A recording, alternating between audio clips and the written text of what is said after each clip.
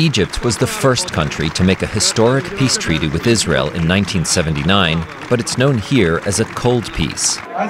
In fact, portraying Hosni Mubarak as a Jew is one of the worst insults imaginable in Egypt.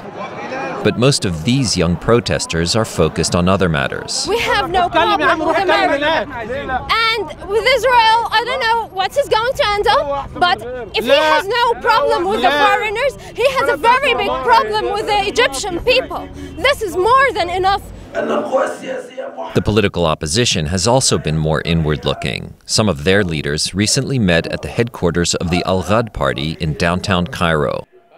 In a darkened room for safety, George Ishaq says you cannot assume anything about the future. Don't make vision before we correct our life, because our life is very disturbed.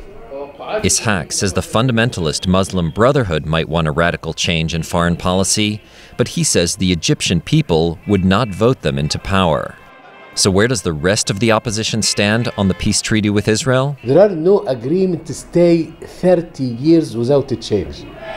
And change is exactly what this pro-Mubarak crowd wants to prevent. This man says the regime has been a bulwark against radicalization. We see what happened in Iraq and other countries. We want reason to prevail. The opposition is made up of an old guard and a younger generation, and both seem to agree that there would be no major foreign policy change in a post-Mubarak Egypt, at least not until they've sorted out their own problems first. Jerome Socolovsky, VOA News, Cairo.